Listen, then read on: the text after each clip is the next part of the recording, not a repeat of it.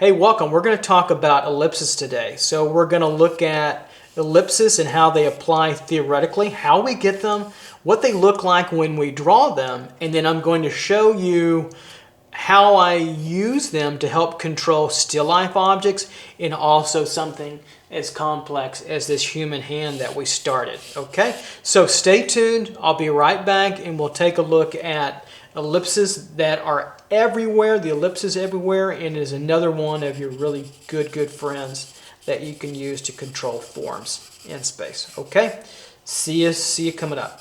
Bye-bye. Okay, here we go. Let's talk about and draw the ellipse. So the ellipse is another one of your very best, your besties, one of your good friends, and it's related to the cube, the sphere, and the cylinder and the cone and all those other good forms.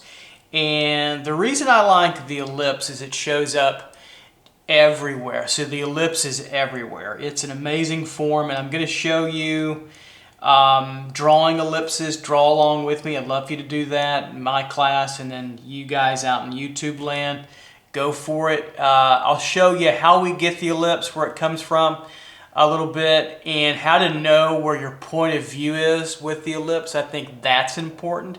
And then I'll relate it to a still life object and also to the human form, a hand, and show you how you can see ellipses everywhere and how they really help you control forms in space. Drawing is difficult, and we need all the tools that we can get to control forms in space, and the ellipse is certainly one of them. Okay, so I'm going to be drawing today with the pit pins, these two pit pins here, and then the multi-liner pin here. Sepia tone, sanguine, and the brown. And then I'm going to use a couple of ruled lines, nothing too fancy, with the transparent triangles here. Okay, so with that, let's go ahead. I'm going to go ahead and get started. The ellipse really comes from the circle. You know, the circle in perspective. So the circle on its own is flat, and obviously then since we've talked about this a little bit, there is no perspective when we talk about the circle. It's just a flat shape, so it's very two-dimensional. Okay, and then how it relates obviously to its three-dimensional form, or its child, if you will, the sphere. So we'll keep this a shape here, and we remember that all the pies are equal. Remember that? So we can take that and say that each section of this circular pie, if you will, are equal. Okay, so I'll take my ruled line, I'll come back and give it a little bit of even more clarity. So all these four areas are equal. Okay, well, the circle can fit snugly, nice and snug into, I'll bring this down a little bit, it's kind of on the edge, into a square. And let me show you what I'm talking about. So I'll draw the square here. We'll put it in another shape here, bring that down.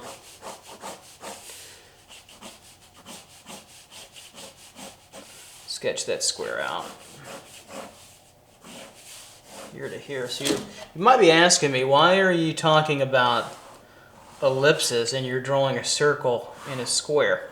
Well, there's a method to this madness. I want you all to be well versed and well educated in the practice of observational perceptual drawing, so that you can move on to all kinds of expressive components, whether they be abstract or representational, etc., and so on. And part of that is knowing your material backwards and forwards. So if we take this square and we half it, find its center, and you can do that by crossing a center X if you don't have a measuring tool. And then I'll bring a vertical here all the way through. Okay, and I'll bring a horizontal here from this point all the way through. Now it's important where we get this plus sign and where they touch. That touches here, touches here, touches here, and touches here. You see that? Okay, I think you see that pretty well. That gives us the basis for this circle coming over and fitting nice and snug into this square. Or it could be a floor tile, for instance. We've seen Piero della Francesca paint ellipses and floor tiles in perfect perspective. Now this is not a lesson on perspective, but we do touch on it. And perspective will be coming up soon. And we'll go deep into that now and into the future. So we have a circle now that fits nicely sketched in. You notice I don't use any templates. Freehand sketch it. Work on that. So it fits nicely into that. So we have the square. Okay. And then we have fitting into that the circle, the perfect circle. Of course, we have our circle here. And so that's how we get that circle.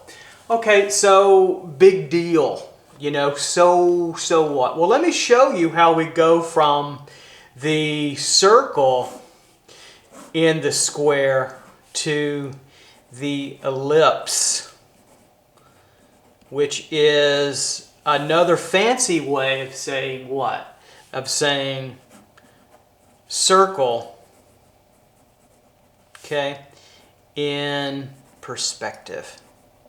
And so we are touching on perspective, but I don't want to make it a huge issue here. So let's work now on putting, before we get our circle, let's get us a structural component that surrounds the circle.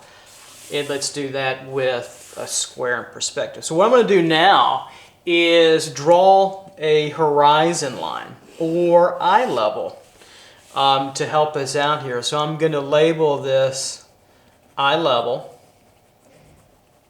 It can also be horizon. Okay, this would be the sky plane up here, and this would be the ground plane below that, and that would be the eye level of our diagram here.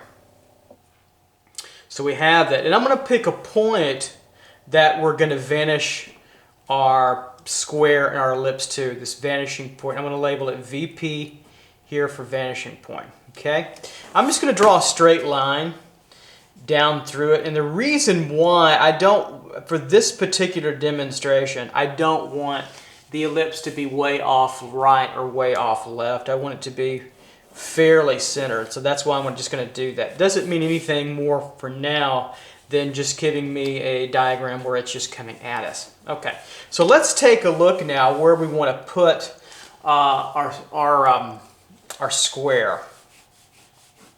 And so I'm going to lay it down here. And I'm setting up everything now for our ellipse. So from the vanishing point through the back corners of our square that's sitting downward, I'm going to draw convergence lines. So from here outward, okay, and from the vanishing point to this point here, okay, see that? We're going to go outwards here. That gives me a place now to set the square on the ground and give us this issue of depth that we want to get when we freehand ellipses. So now what I'm going to do is I'm just going to bring I'll just bring the bottom of the square over and make it feel squarish. Won't get into any more detail than that, I think. And so I'm going to darken this line up a little bit, and then I'm going to bring a nice horizontal line over, parallel to this line, through here. Stop where it meets the two convergence lines, here on the left, here on the right, and darken this line a little bit in through here. Okay, so now what we've said is we've taken this square here, and we've laid it down on the ground here. So this could be, again, this is your horizon line. This could be a mountain range out and through here, okay? That's your horizon.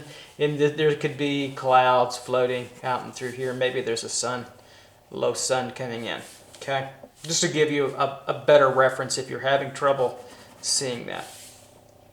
Now let's do the same thing we did over here. Let's find our center, true center of our square here, okay?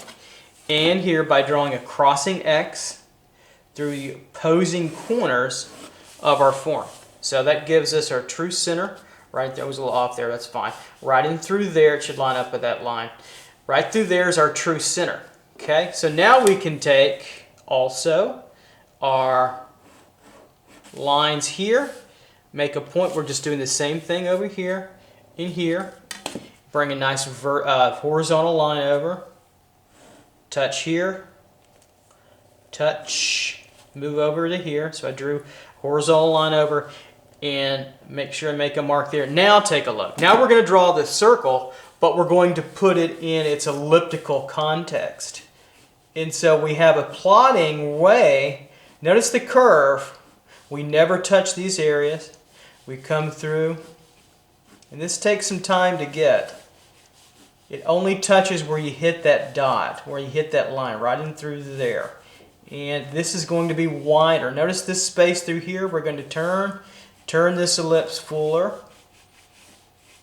You see how I get an adjustment to it? I start to feel the sketchiness of how I'm drawing that ellipse and how I'm feeling it through to here. It touches there. That's where it flattens out just right through here. We're going to come over. And now we've been able to sit this ellipse down. So sit down, or sit this circle down actually, sorry, into an ellipse. And there we go. We start to have this feeling of the circle in the square, now in perspective. And we've done the same thing. So this is still a circle, but now we call it an ellipse because it is in perspective, right? And it's not a true circle anymore, okay? It's got that elliptical feel to it. So all the pi areas aren't equal. I think that's very important to begin to understand in your progression of drawing, okay? So I think it's important to see that, to know that, and this can be done with the square upside, standing vertical. It can be done in the sky plane, ground plane, all over. We'll get to that in more in-depth in perspective, 1 point, 2 point, and 3 point. But I wanted you to see that feeling of this understanding, theoretical understanding, first, at least in a general sense, before we will go on a little bit further. So now I want to start to freehand even more and turn and twist this ellipse and ask ourselves, where's our point of view? Here we know that since our horizon line is here, we're looking down on the ellipse and through here. So if I was, or if there was a human being standing outside, and maybe this was a giant ellipse, and so if we put a human figure over here, we'll just do a diagrammatic figure. Maybe it'll be a female, and with a child. How about that? We'll just put something really quickly in through here, and maybe it's a large sculpture or something. We can say that these two are definitely looking down on this ellipse. So their viewpoint would be something like ours. We'll just see this ellipse like that. But we have to know where our viewpoint is when we look up or down. And sometimes you can't tell when you draw ellipse. And let me demonstrate that. So we can get ellipses that are close to eye level. Okay? So when I look at that ellipse, when I draw this one, tell me, or ask yourself, am I looking down on it? Or am I looking up to it? Where's my point of view? We don't necessarily know. They look relatively the same. That's why they're powerful. We won't know until we have a point of view. Now, if I was saying, okay, this is the bottom of a peanut butter jar, and I put two verticals coming up, let's say like this and like that, then we know for sure, right, that we're looking up to it. That's how powerful that is. That point of view, POV, point of view, right? And also the ability to use ellipses to control contour and etc. And ellipses can be, let's just start drawing. I'll start drawing quite a bit of them. And they can be, depending upon how high they are in relationship to our eye, they can get more circular, or they can get really flat and almost like a little lozenge in through here. You can barely put a line through there. So the ellipse can be very elusive in that sense. And I like to give what I call these little crosshairs. And why do I know how to get them? Well, it relates right back to here, right? It relates back to our theory and our understanding here, right? And then back in perspective. So I rarely draw them when they're in their elliptical, feeling the circle of a true, kind of crosshairs nature. Why? Because they're generally flatter, and it tells me where their point of view is. So for instance, if I look at this one, this ellipse here, if I start to draw two verticals slightly alter, not parallel, but coming in a little bit, what does that tell us? That tells us that our point of view is a lot like this one over here, right? Because we're looking down on the object. If I draw two lines moving away, this could become a cylinder now, right? If I move this, there's another ellipse behind here that's going to be even rounder. Okay, and through. So we come through it. We have something like that. We talked about that with the cylinder a little bit, right? And so we know that our point of view is inside. So this part is opened, okay, and shaved off or cut off like a sausage. And this part is closed. We see the top over here. And I think that's important to understand the use of the ellipse quite well. So I think, when you're drawing them, we can get out of the perfect circle just a little bit here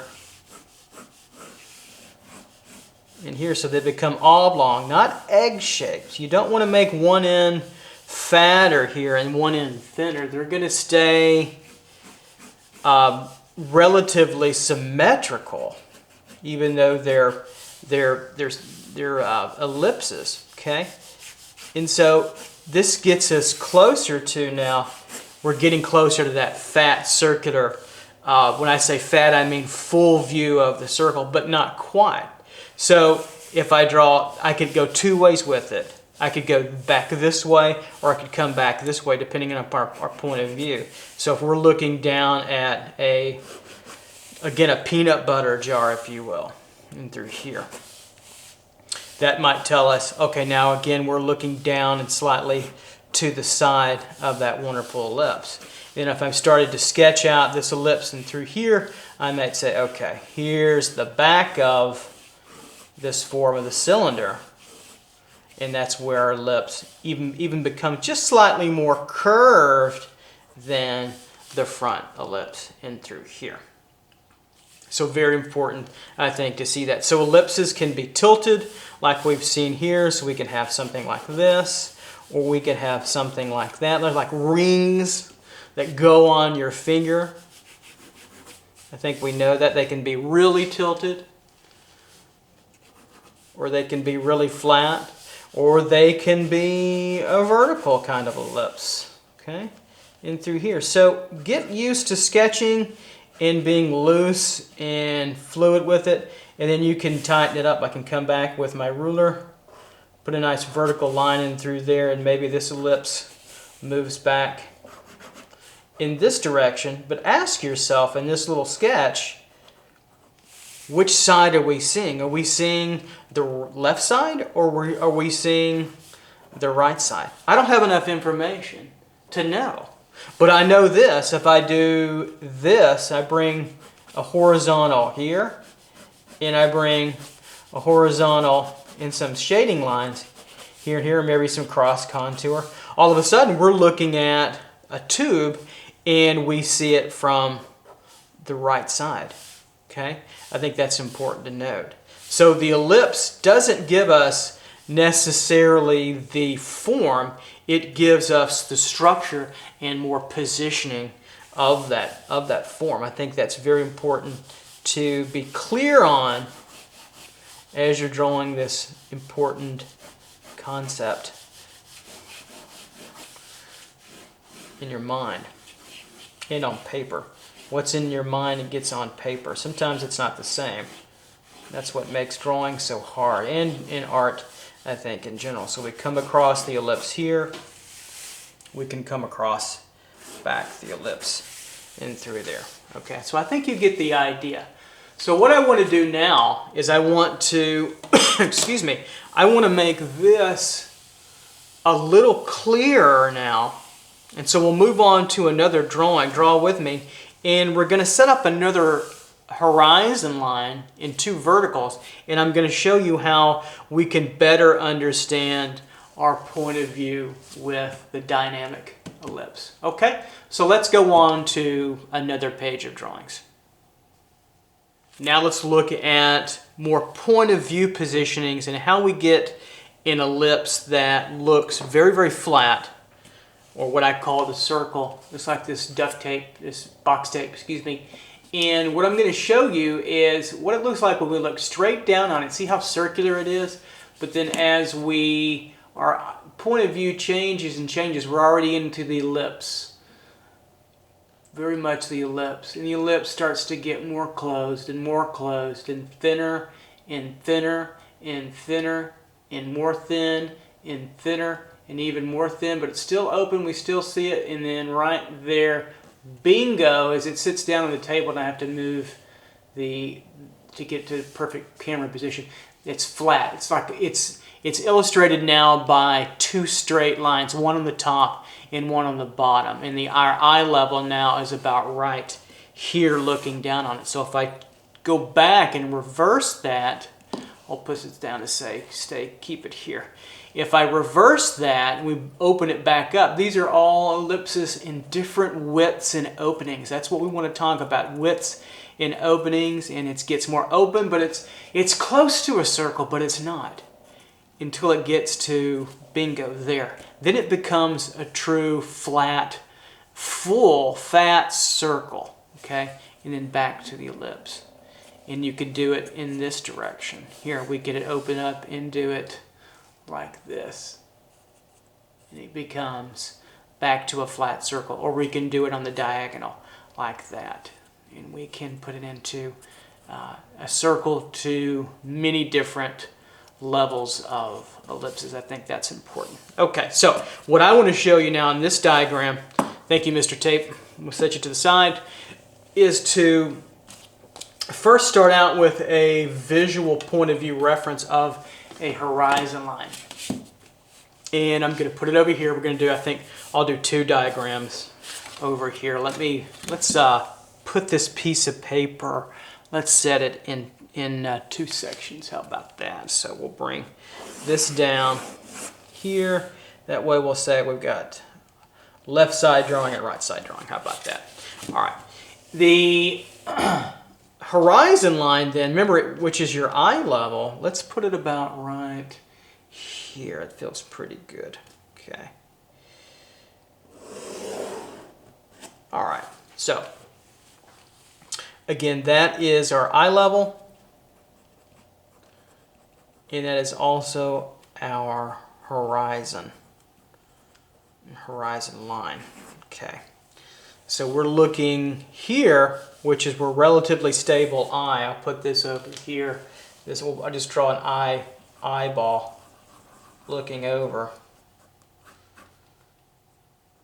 Okay, we see that, and it's here we're looking up, and we see the sky plane. Here we're looking down, and we see the ground plane. I think that's important, sky and ground.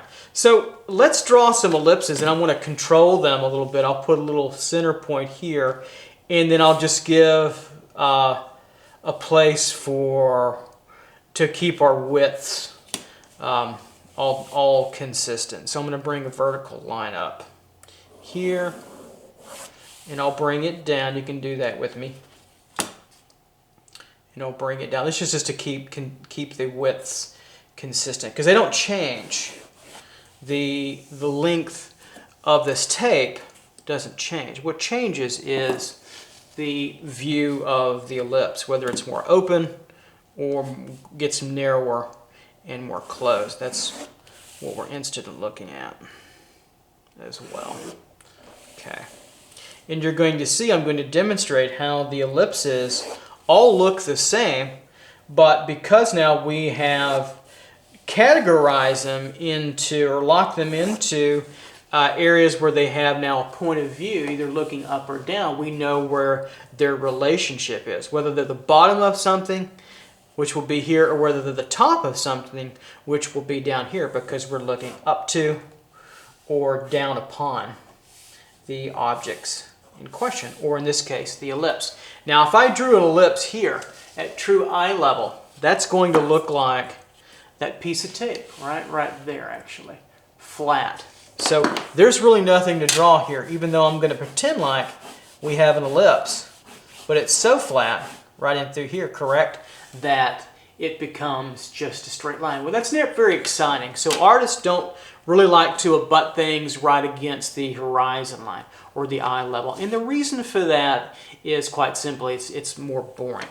So if I put an ellipse here now, I'll kind of use a straight line as an indicator, we're going to start to see something that's pretty flat, right? We're going to start to see our ellipse get flat. And what I mean by flat, in this case, I think I use it in two different ways. I don't want to confuse you. I better call it narrow, closer to eye level or the horizon line. I think when I say flat or fat, I mean the true circle, so I have to be careful. So the cross line, I really don't like to put it straight on. I'll put it just slightly askew. That gives it perspective.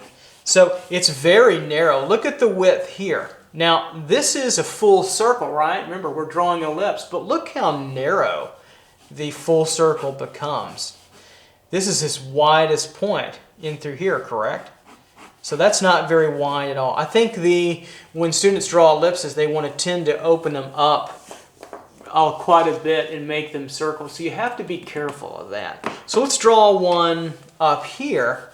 And what we're going to realize, it's going to look exactly the same. Okay, I kind of just find my endpoint, something to shoot for. I could even find a relative width. I put a couple of dots there to help me. Anytime you can get a little help sketching, hey, use it if you can. As long as it doesn't get in the way of keeping it nice and structurally accurate. And it's not a crutch. So here's our ellipse here, and I can put a cross line here, we've seen, and I can put a cross line this way. Notice how without the horizon line, they look the same, don't they?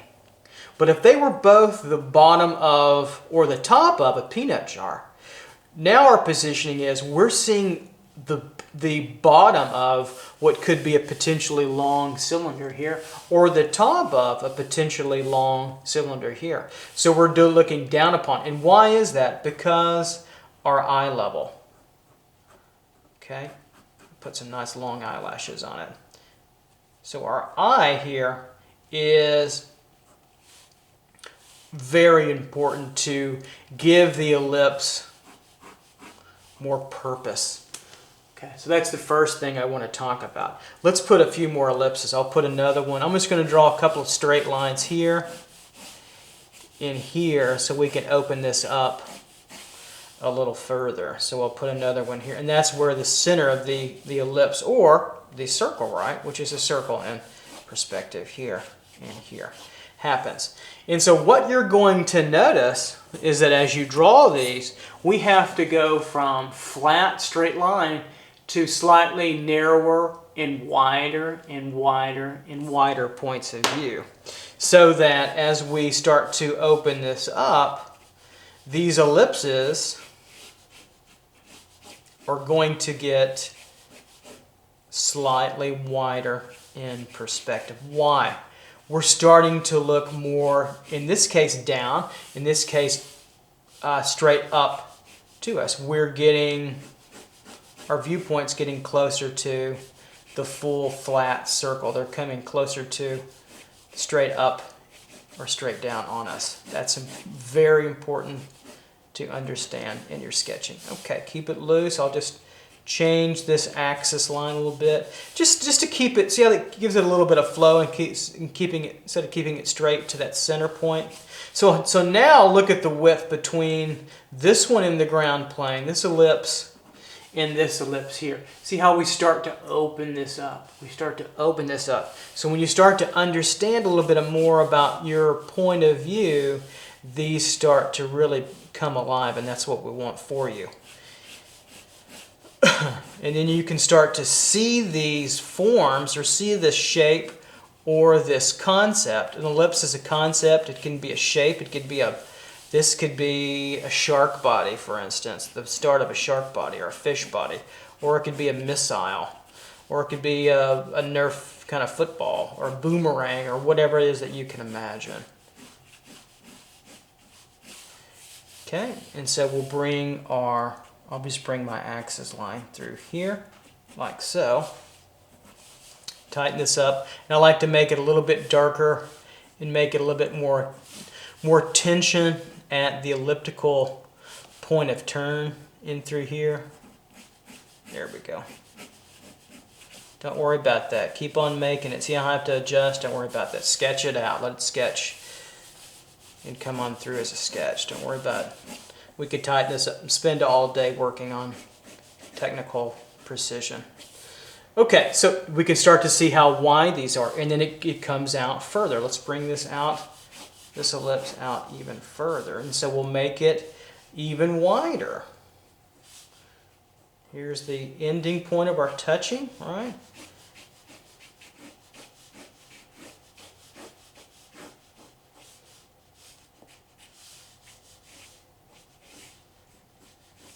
Starts to look like Family Guy Stewie, right? He's got an elliptical head, totally football head.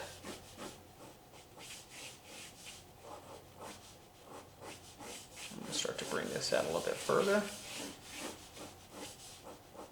Curve this in. I'll bring this axis point in through here. You can use your straight edge if you want to make it a little crisp, like so. And look at the difference. Look how wider we're getting our elliptical width, our ending point, wider and wider. And what we're shooting for is a true circle. Let me do one more up here so we can see that. And then I want to segue over to here and show you why I did that. So let's put that straight line there to give a guide. And then sometimes I'll just put a dot or two to figure out how wide would that be reasonable to show. And sometimes we'll start at the edge. So you can see I've already sort of got a map in or some alignment to where I want this ellipse to be. Sketch it through, and if I need to make it longer, I'll make it longer. It's only an aid. It's not meant to be.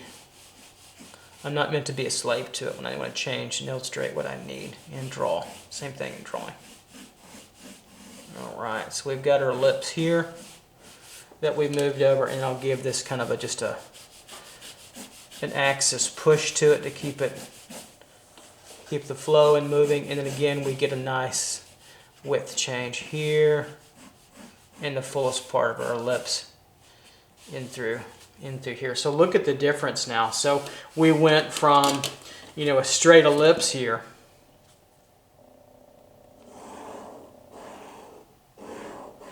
make it nice and dark so you can see that. Okay, so that I'm calling that an ellipse, and the reason why was we're looking flat right on top of it, correct? And so there's no depth, there is no dimension, right? It essentially is a straight, thicker line. So there's no dimension, it's a line only. Well, that's not very interesting and very telling for us. And so that's why artists like to push this off, even just a little bit. So there may be times where you're drawing still life objects like wine bottles or peanut butter jars or tubes or whatever, or even the human figure, and it's right at your eye level. Well, what I'll do is I'll tweak it. I'll put it somewhere in here, or I'll put it to here. Or I'll put it, depending on my point of view, looking down on it to there. Why? Why do I change it? Why not be a true slave to reality? Because reality can be a liar.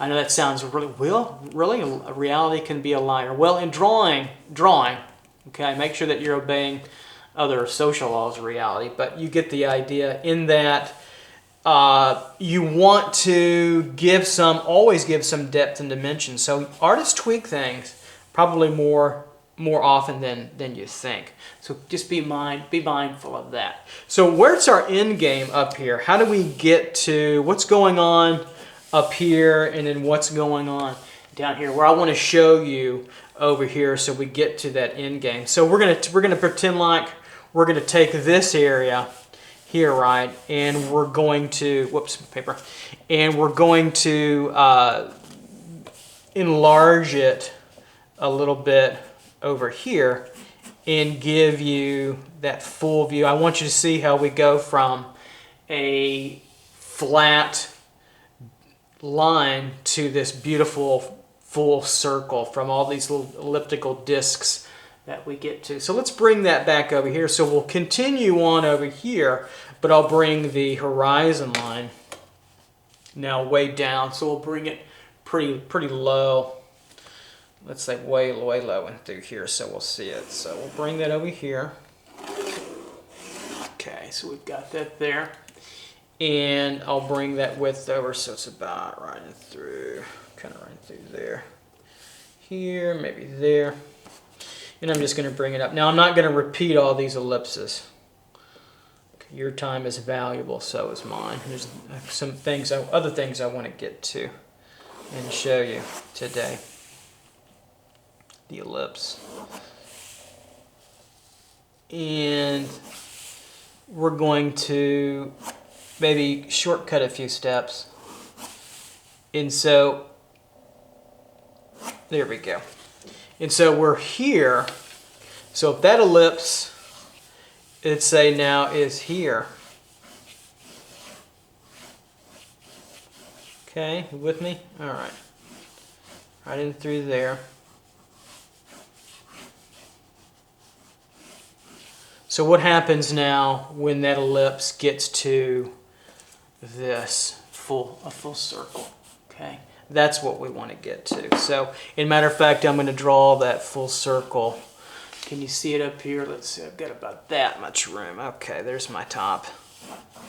Don't want to draw outside, and so remember, it's got to feel that way. So I can bring this to this over to help me out. So there's my full circle. So what happens now, if I look in our eye level, if we're looking up in our horizon line, it's so now at the point where we're looking, and it's looking straight down on us, or we're looking straight up at it. And it becomes a true circle. Okay? So maybe a step or so. It looks like it's just going to be one step. I'm going to be able to show you, but that's okay. It's just an extension of a couple of moves here. We'll bring it over to here. So what that's going to look like is going to be in between this and this. And so it can't be a true circle. It's got to be almost a true circle, but not quite. It's almost there. So what does almost look like? Well, it's got to be a little flatter. So we'll sketch that out. Let me put that in. So that's true vertical. Could be off a little bit, maybe right in through here.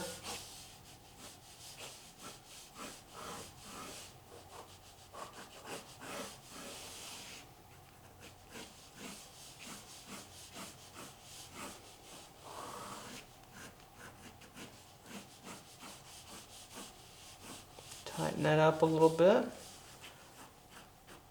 You can see see it?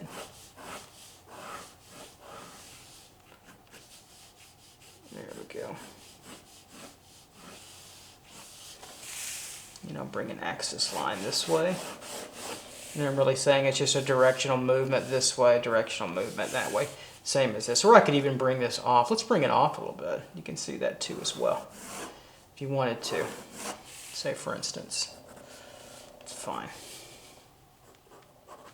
And so now we get this movement from narrower, it's gotten wider, and now it's at our widest, fullest circular potential right there, right? Or right on, where every point is equal. You see down through it. Here it's slightly an ellipse, right? Here it's right on, where it's right smack over the top of your head, and you're looking directly up at it, and you get that full-on circle. All four sections are equal, etc. So, okay, we moved from the very flat view, we kept on going up, up, up, and we went all the way up to its full height. And the downward motion would be the same. All I would have to do is take this, flip it upside down, and put it over here, correct?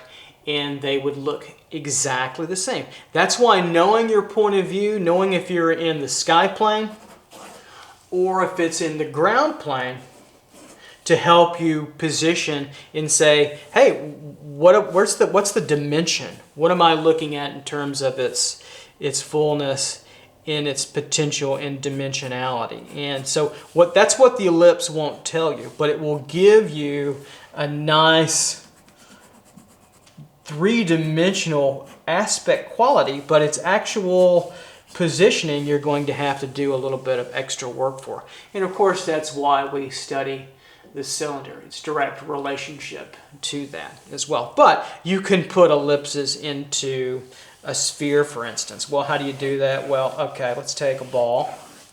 We'll redraw the ball in here. I think you've seen that in another lesson I did. Or if you haven't seen that, we'll do that here. But those are really latitude and longitude lines. So here's the ball sitting down on the table here. Okay, maybe I'll put a table line here and here so you see that. Maybe a little shadow. That's an ellipse.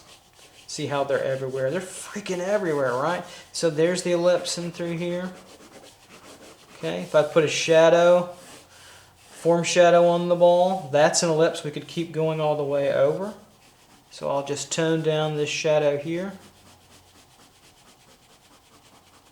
Put a little hatch line on it, sketchy. A little form shadow, coarse shadow in through there. And we're in business. Darken that cast shadow. But then what about latitude and longitude lines? So straight line like here might be all the way across. Well, that's pretty flat. I wouldn't draw that like that. I wouldn't show that at all. What I would show is maybe above it. So if we're above it slightly like here, I'd draw this curve. So this curve could be transferred over here, and what does that give us? That gives us this across the ball here, right? There's an ellipse. If I keep going, its inside part where it disappears into the ball and back on the other side is right here on the back side. I wouldn't emphasize and make it darker. Why? Because we want to see the outside of the ball. So we can keep going. So latitude and longitude lines on a globe, boom, you guessed it, they're ellipses, right? Here and here, but they're in perspective. That means that we don't see them flat on like the full circle. And what about below? So I could bring this kind of line or this kind of line or this kind of line down below. And the closer I get to the eye level, it would be flatter and narrower, maybe in through here. So I could bring that around. Through here, this opens. So I'm drawing curves, but I'm feeling just the front part of the ellipse, and they disappear behind the ball. Let's just say, hypothetically, that this ball was pure white, I guess white, and it was opaque, so you couldn't see through it. So I would bring down this angle of the ellipse here, okay? That's what that curve would feel like. And at the farther we go down the ball, right, or go up the ball, the closer we're getting to this kind of angle here. I think is really important. And of course, as we get to the top, we see the top here, straight on kind of thing. So if I bring this angle down, that gives us even more ellipses to work with. And of course, we could come across this way too, as well. That's just everything that we're doing here. We could turn it on its side and extend it out this way if you wanted to. That's another reason, or another thing to be mindful of, and I think cognitive of. All right, so those are nice diagrammatic. I guess they're nice. You have to be the judge of that. These are diagrammatic examples of, I think, hopefully you'll see the importance of the ellipse and how it is an excellent tool to aid you in your drawing practice, the technique of looking at objects in observational and perceptual context. So what I want to show you now is a still life object setup of just wine bottles and show you where those ellipses are. And then I want to show you an image of hands, a complex an arrangement of hands, and how in both cases, both the still life object and the human figure, how the ellipse is a powerful tool to help you control forms in space. Because that's what we're looking for, is control of forms. All right, let's get to that. Let's take a look at these still life objects. Well, I've got a grouping of wine bottles here.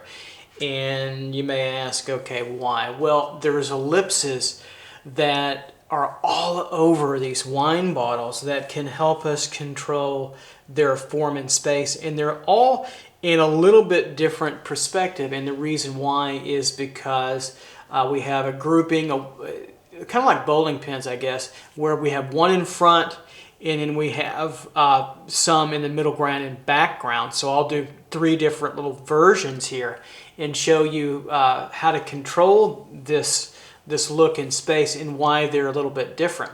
So the first thing I'll say and point out is that the ellipses on the bottom of each of the wine bottles is very telling and very important, as well as the top. Notice that the ellipses, and we can see through them, of the wine bottles at the bottom are more open, they're wider, and they're flatter and get closer to a true circle because they're further distance from our eye, and we're looking down on them in this case than we are the ellipses at the very top, where the wine, where you pour the wine out of the spout there, and where obviously the cork goes in. And so those ellipses are flatter, and more narrow. So we have a case where the ellipses at the bottom of the wine bottles are doing something, versions like this to this, roughly, and the ellipses at the very top are doing something more like this to this, very, very different. And then all points in between as the ellipses work up and down the wine bottle. So I'm going to work with charcoal in this case, and I'll do 3 different wine bottles here to show you. So I'll start out with the one in front. And I'm not going to draw all these. I'm just going to pick, it's like I'm picking one out and making an illustration of it in 3 different sections. So I know that all of the wine bottles are below the horizon line, so I can see the tops of them. Yeah, correct? So the first wine bottle I'll draw here is I get a feel for that ellipse, okay? And it feels pretty natural, that opening right in there. So we have the width of that, we have the length of the ellipse. And then I'm gonna simplify all these wine bottles too. So I'll bring down the head of that wine bottle in through here, kind of where that's the screwing top, I suppose, is in through there. And you can start to see that I'll mark it. If I draw a little inside, you can start to see that. as well. So I'm going to bring down the wine bottle now. I'm going to draw a straight line to kind of set them down a little bit too, to get my length, to get a feel for that length. It's like the gesture of the still life object, if you will. So I'll bring down now the vertical of the wine bottle. Okay, here, and I'll bring down this vertical here. So we'll feel that out a little bit. And if I want to, I can come back and give it a little bit sharp, crisp, kind of clean edge here, kind of a clean edge there in perspective, because it's the glass is a little bit wider in through here and here. So I'll bring that down through there, and then where the tube or the opening ends, there's another ellipse right in through here. So it's a little bit wider as we're coming down the range of ellipses here, here, and of course all these can be made in tiny little ellipses if we wanted to, right in through here, correct? But this one's a telling one. Right in through here is where it attaches to the hub of the main body, right, of the wine bottle in here, which is wider than these ellipses in through here by about here, roughly here to here, if we'll mark it a little bit. So, point being, we have another ellipse here, and here, and here's the inside of that ellipse, outside and through there. Now we have what I call a kind of a ball in through here when I help students draw still life objects, is we have this movement here, okay?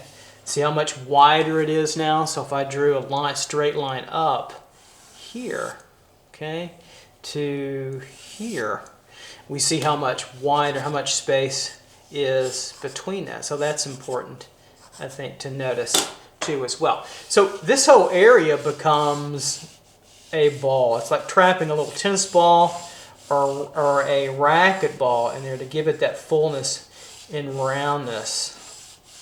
Okay, right in through there. And so we can say about right in through here, we can see a nice kind of ellipse flowing in through here. Okay, it's like right underneath those two highlight areas. One is here, you see that, one is there, you kind of see that, kind of like eyes almost, like smiley face eyes. That makes a nice kind of a natural ellipse. That's kind of where the ellipse is. That's where I could imagine the label might be. Of course, that would be an ellipse. So that back ellipse would feel, as we come around that wine bottle, it could feel something like that. Now I'm going to bring down the narrow passage of the wine bottle. And just for the sake of things, I'll just use a ruler to make it nice and clean. So we'll bring the width of that down here to there.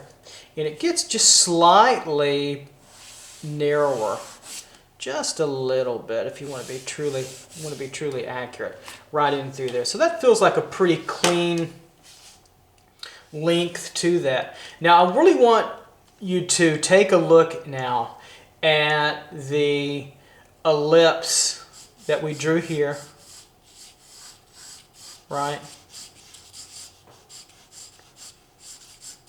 And I want you to take a long look at the bottom ellipse that we're going to draw. Take a look at this. And we're looking at the very front wine bottle. Remember that, the very front one. And so if I draw a straight line here to here, like we've done with our ellipses, right? So I have a straight line, straight horizontal line. Look how far the ellipse deviates lower than.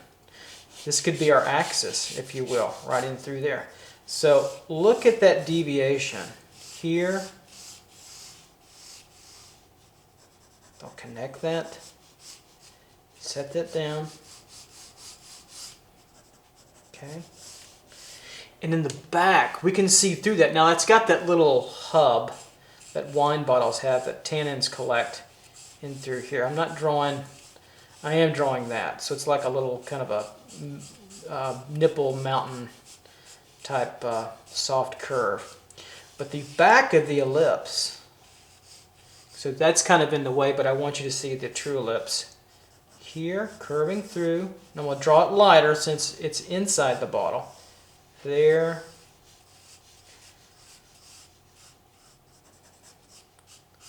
And on over. And we have a nice ellipse. So the more I know now about ellipses, the flatter they get here at the top, meaning flat to the eye level. Okay. Take a look at the difference between that one, the difference between this one, difference between this one. Okay.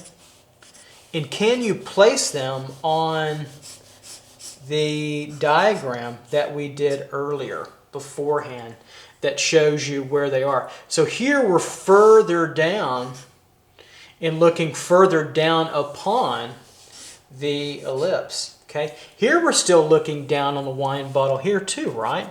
How do I know that? Because it's opened. Okay, we can see down through it. Yeah, and however, it's closer to our eye, and so it's going to be narrower and flatter, and it's ever so closer to what? To our horizon line, which is also our eye level. Now let's take this wine bottle.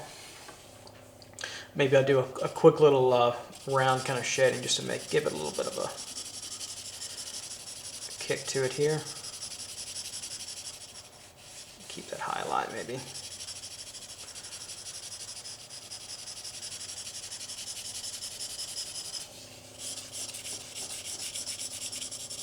Okay, that's plenty. I don't want to go too far into that.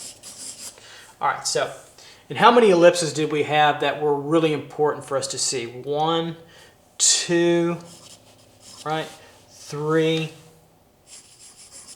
4, 5. And if I put a label on this, that could be 6, 7. And if we put, let's say we put wine in through here. Let's say the wine was 3/4 empty. As I get further down, it can't be a stronger curve than here, but it's got to be a little bit more than there. So about right in through here feels pretty good. And I'll take that back ellipse in through there, and then we'll give it a little tighter curve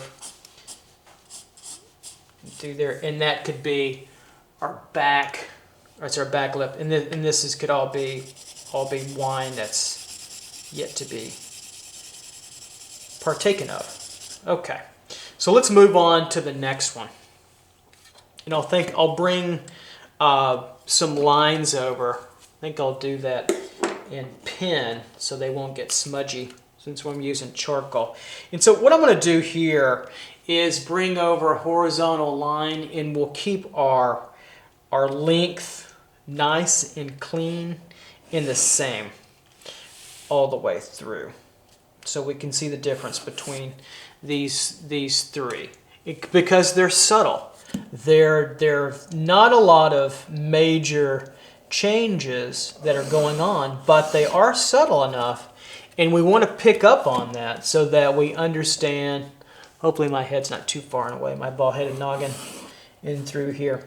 And we want to pick up on that so that the subtle changes in depth as we move back in space are recorded, and there are differences. It's like picking up on, differences of facial patterns and eyes and differences in shape of a lip or ear, color of the eyes, those kinds of things. I think you get the idea on that. Okay, so let's go on to the next one. So I'm going to draw if we're looking at the right wine kind of diagonal of the wine bottles, I'm going to draw the front row there from centered over to the right. I'm going to draw the third from the ending point so you can see that. So what's going to happen is the bottom ellipse, since it's further back in space, even though I'm putting it on the same plane, is going to look probably closer to this for the bottom. How about that? So what I might do now is actually mimic this ellipse and bring it down over to here. All right, so I'm drawing that third one over. It might be just slightly more open, but it's going to be more closed than that one. So it's going to feel like it's going to be about right in through here. Okay, so let's bring that there, put that there, and let's bring up quickly our length. I'll bring the length of the fat part of our wine bottle here, and I'll bring that length here. Okay, and so that top is going to be about right there. Okay, so that opens that up. This is generally the same kind of rounded circular form in through here. Just a ball right in through there. And then we're going to bring this width up to about here, all the way up, just to make this simple and clean through here. All right, so now let's work our way from top down again. So this ellipse is very similar, the third to the first, very similar to that one. Although I'm going to close it up just a little bit further. Doesn't look like a whole lot, but just I'm going to try to make it a little bit closed. Give it my best. Right there to there. Okay? Then we'll bring down the tip. Kind of that curled ending point. And then we'll bring down that hub. Very close to the same. Just a little bit flatter. Perceptually, maybe almost imperceptible, but just slightly so. Then I'll bring in the neck, just make it a little bit thinner in our simplified wine bottle here to there. It needs to be a little thinner to there. Okay, there we go, to there. And of course, that ellipse here, remember this one here, is here, so it's very, very, pretty close to the same. A little bit more open than there, so it's very, very, very, very similar. This one's slightly more open on this side. Okay.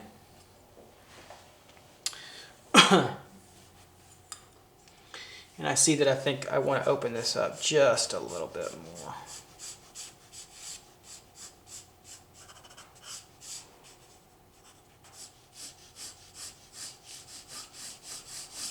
There we go. I'll put my little axis line in through there. Okay. And then I'm going to tighten this up a little bit. Here to here. Round this out a little further. Here to there.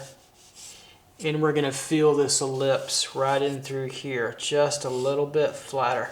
Not by much, but just a little bit. They're so close together that they're perceptually very small.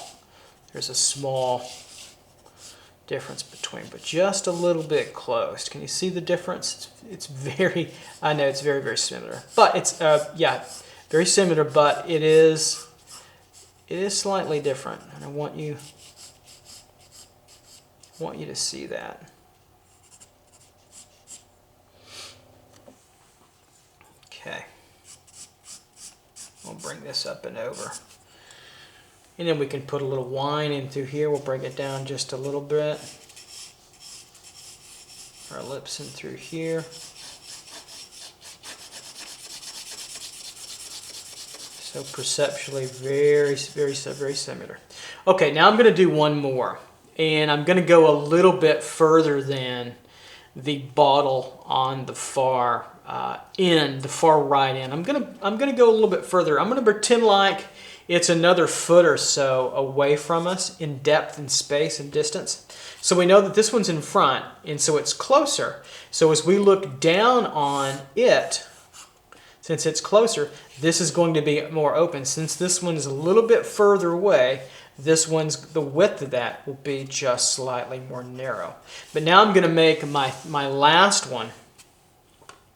And as I make my last one, I'm going to pretend like it's much further away so that this will start to, the bottom will start to close up even further. I want you to see that too as well. So I'm going to push this photograph that we're excuse me, that we're working from a little bit more. Okay, let's do that. So I think I'll make the placement of this last wine bottle about right here. So I'm just going to bring down a vertical line. It's a gesture line. That's all it is.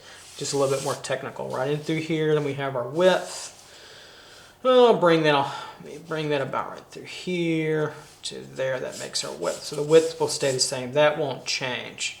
Okay, and our perception. Then I'm going to bring up the length here and the length here. Looks a lot like our diagram, does it? And I'll bring up the top to there so we can kind of just have a ballpark figure, keep all these the same. And then I'll bring up perceptually. There's our vertical for our wine bottle. So that's pretty flat. Now we have to work with our ellipses. So my goal now is to make this wine bottle different than the other two. And so that this one gets further away, so it's closer to our eye level. So with my ellipse here, I know it's going to be flatter. So I'm looking for it to be about right here.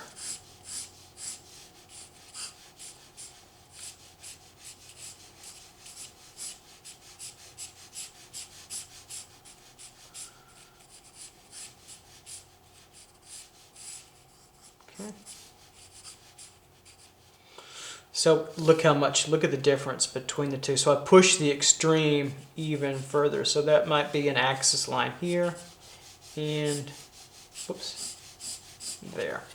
So I can say there to make it diagrammatically a little bit more clear for you, right in through that.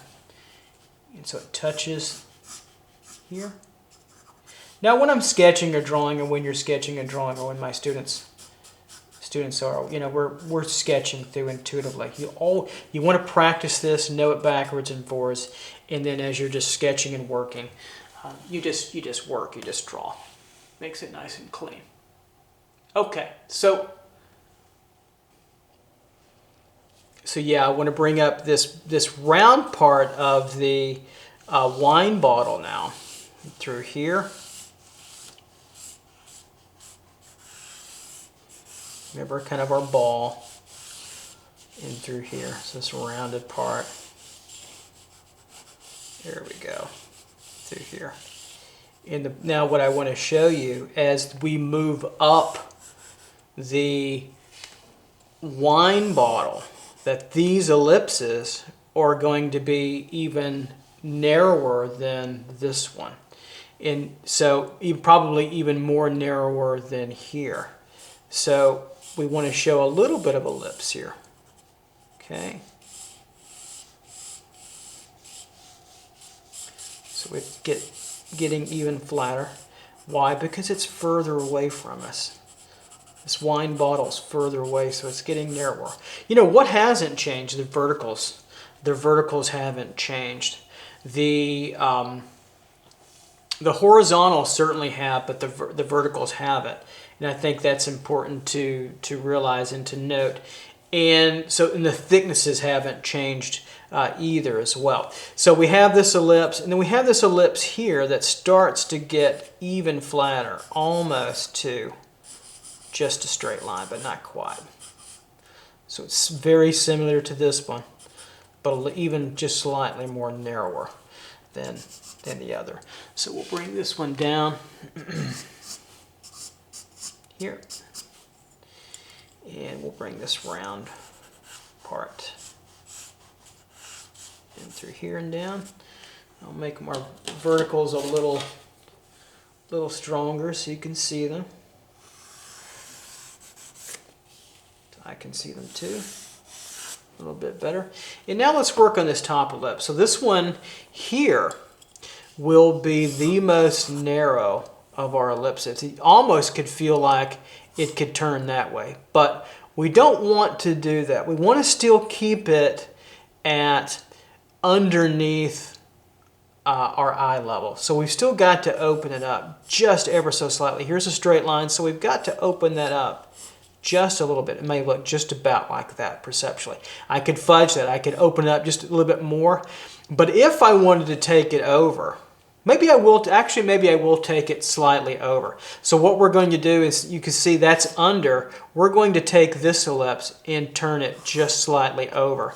And the reason why is because we're going to get close to a straight line. This is a good point that goes back to the earlier discussion that I did, is that we'll fudge that. I think that's actually going to be more important. So let's bring this width over here. Here's the bottom of our bottle. And so that will make an ellipse that will look pretty flat. But we'll open that up just a little bit through here. Here's the back point through there. Open that up just ever so slightly. Then we're going to bring up, make that a little bit narrower here and here. Okay, now we're going to bring up this width here, and I'll show you what I mean more clearly. So I could open this up this way, but I think I'm going to show that it's slightly now above our eye level, just a tiny bit, by curving this outward, this ellipse outward. And so that gives us a very different viewpoint. So a bottle can be, or an object, not just a bottle, but any object can be in the sky plane and the ground plane at the same time. All of these are clearly in the ground plane. Why? Because we can look down on them. We can look down on it. We can look down on it. As a matter of fact, all these ellipses we're looking down upon. The only one now that we don't is which one? Is this one. Now we're looking up to it. So if I draw the back, which will be lighter, it will look like almost any of these ellipses, but I've emphasized a lighter line, less thick than the top line. Why? Because this is closed up. This is what's closer to us, so it gets darker, thicker kind of line, just like in through, like a shadow. If I drew a shadow across in through here, that would do the same. That would do the same kind of thing. So this one is now, as we're looking up to it, okay, that gives us the sensation that this is a closed bottle, which I think is really, really important too as well. So if we bring a little wine over here, this might be about perceptually really close, but a little bit more closed. And so we have the wine left to drink too, right in through there. Very important. Okay, so hopefully you can see that these subtle differences and changes make quite a bit of difference in terms of using the ellipse, or ellipses, if you will. Right? In that where they're positioned relative to our eye level gives us the subtlety in the changes of point of view that make really art making and drawing difficult, but make it worthwhile when you get to finished structure. Okay, lastly, I want to go on and use a human figurative element. I want to use a hand. I know everybody gets scared of hands and feet, but what's true to remember, what's true of the wine bottle will be true of the fingers, will be true of toes, hands, the human figure. And what's true of the wine bottle is that we are learning to control what? Cylinders, ellipses, spherical forms, right? We're not really using a boxy form in this case, but we're controlling the idea of forms in space to make our drawing believable, more accurate, and give the illusion and the integrity of three-dimensional, the quality of space to our forms. Okay, it's a long-winded way of saying we're getting better at drawing. Now, let's go on to our last image, which will be of a human hand. Let's move there. So looking at this image of Brian's hands, our model here at NKU, don't get scared about these. We can control these forms in space with a little understanding of our three best friends, which is what? Our cube, our sphere and our cylinder. And our next best friend, one of our besties, is the ellipse. Now, forget about the bottom hand that he's resting his top hand on. That's got foreshortening, and I don't want to put you through that. We haven't talked about that yet.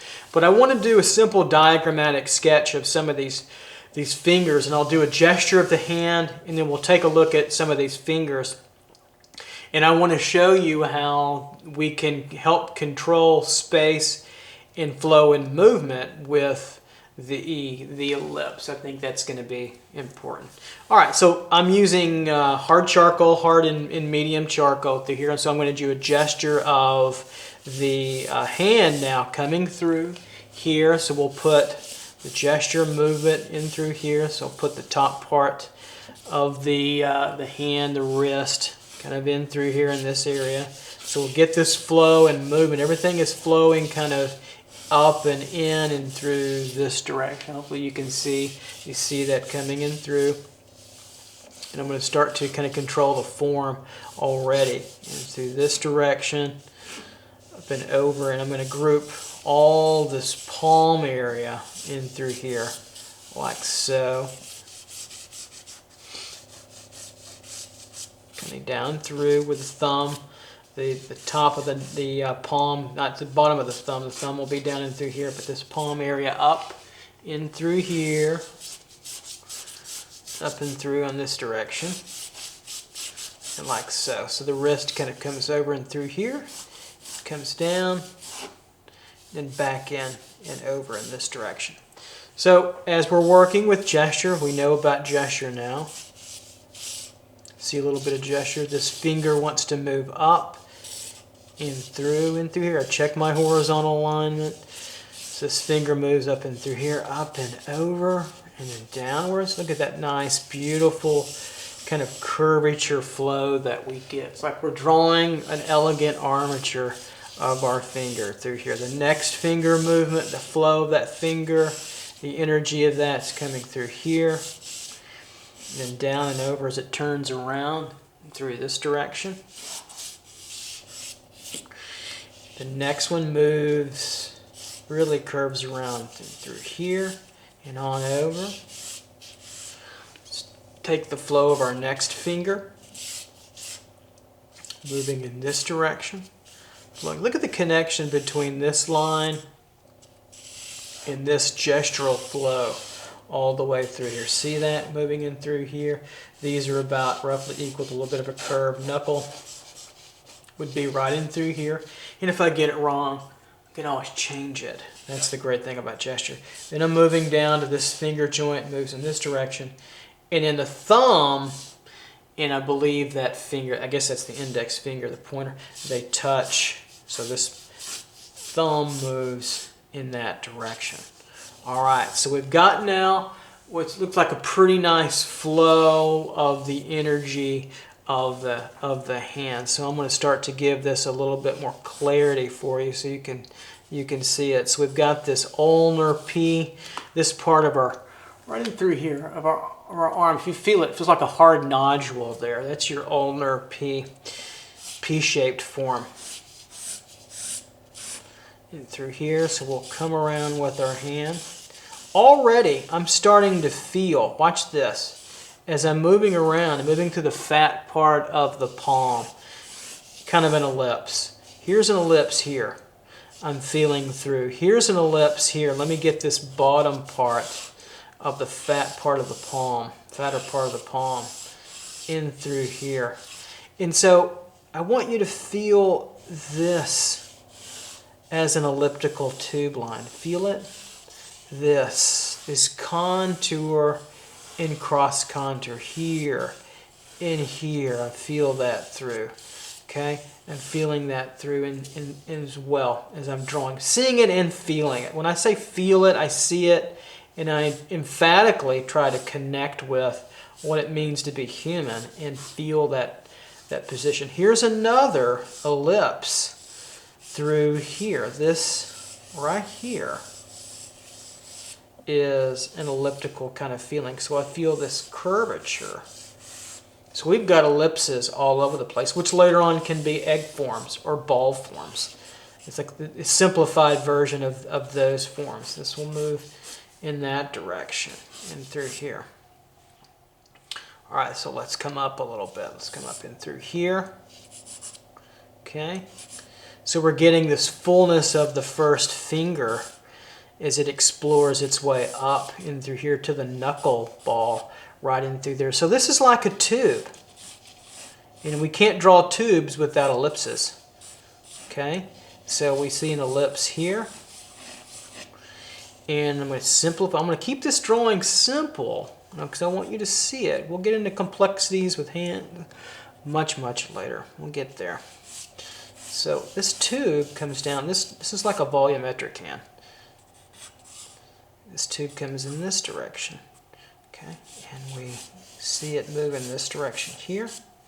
Okay, don't you see this? Can you see this fold where this moves? That's like another ellipse right in through there. What's a clear and obvious ellipse on your hand? Can anybody tell me what that's my wedding ring there. And so that's that's an ellipse as well. So that's an obvious one. Any kind of ring on your finger is an ellipse. So there's an ellipse there.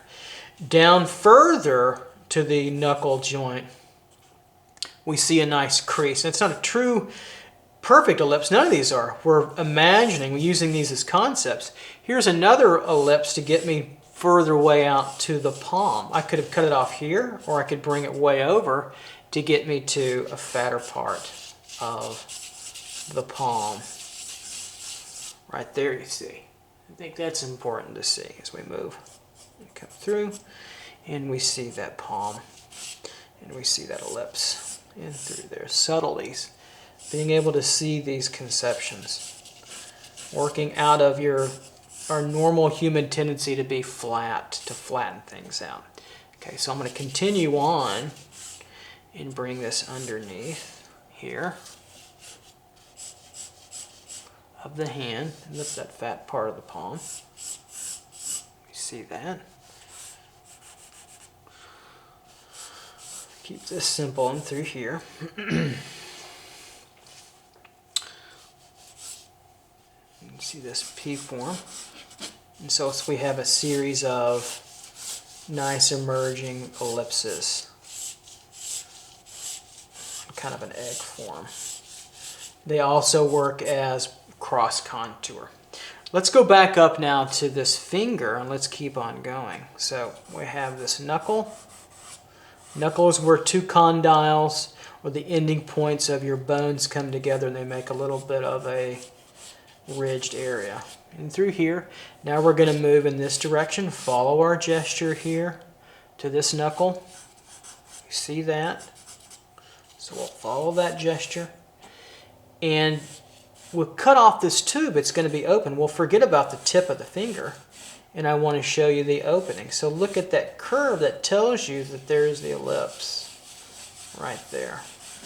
So there's that ellipse moving in space. And so we have the pad of the finger moving down. It's a little sausagey, right? Curves a little bit just to make it a little bit more realistic, or could have kept it straight.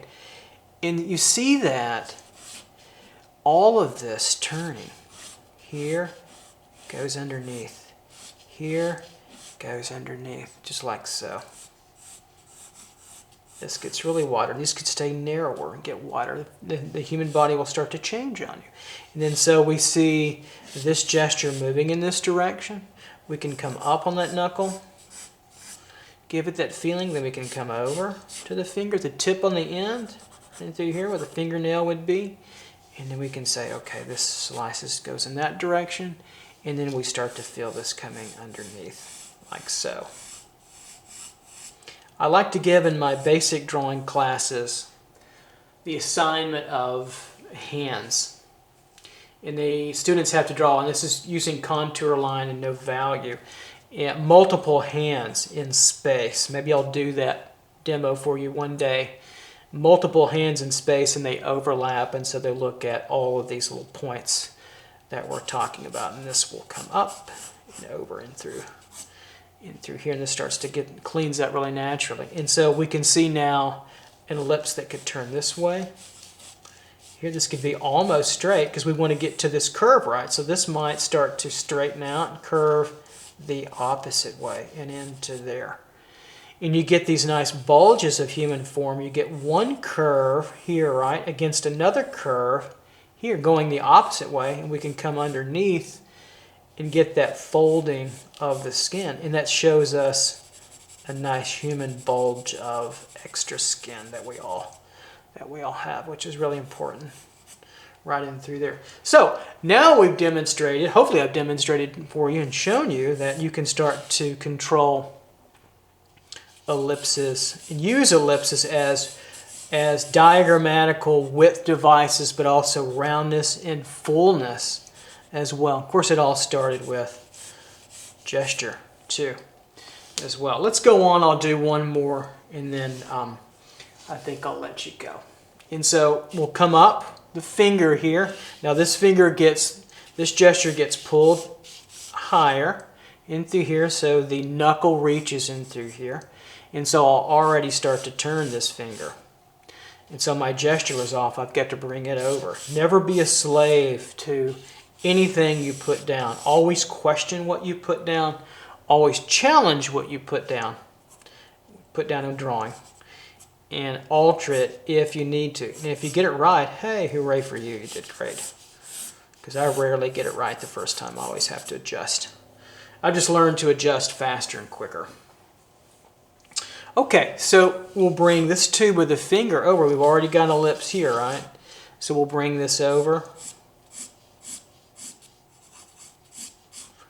Through and it disappears through the shadow a little bit. We have this finger curving over and through. And it comes down the palm area like so. Of course, it's going to get thicker later on, just like this one. And this finger, let me attach this a little bit further clear so you see it right in through here. And it starts to get wider. So this finger will come down, we see that, and we can already see some ellipses emerging. You could throw ellipses all over the place. Through here, we see that tube. And then we start to run. The finger changes direction at the knuckle. The condyles come together. We see it move in this direction. We can get its length here. You can feel it like that. This ellipse moving in this direction. This ellipse, see how this moves a little bit in the opposite direction. And then we can close that up like so. We can come over. This gets curved through. Okay. We can move this. It gets fuller in through here with the finger. To this Indian ellipse, I can make it a little bit shorter. And through here.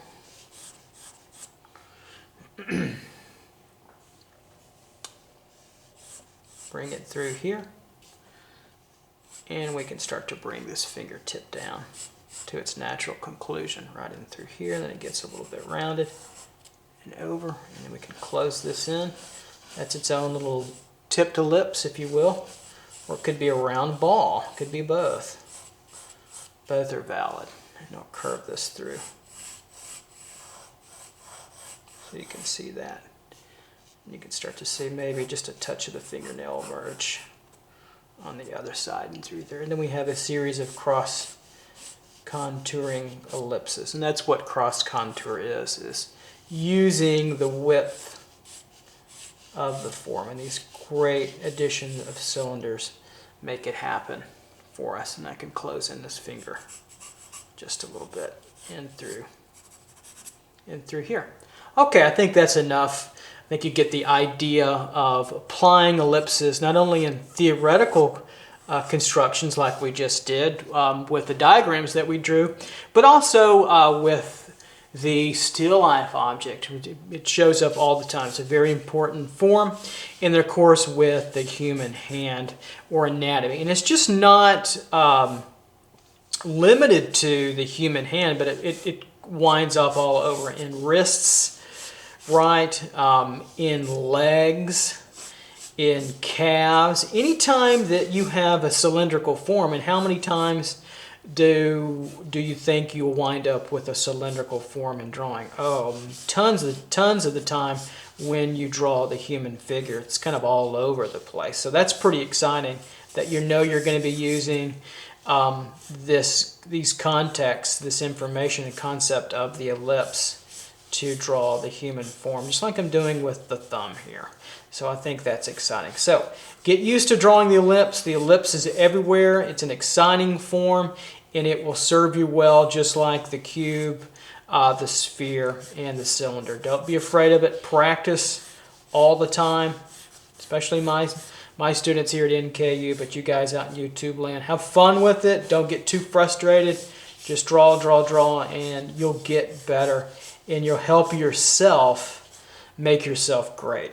Because that's my goal, is to get you better so that you can take your skills and apply your imagination and make yourself really, really good.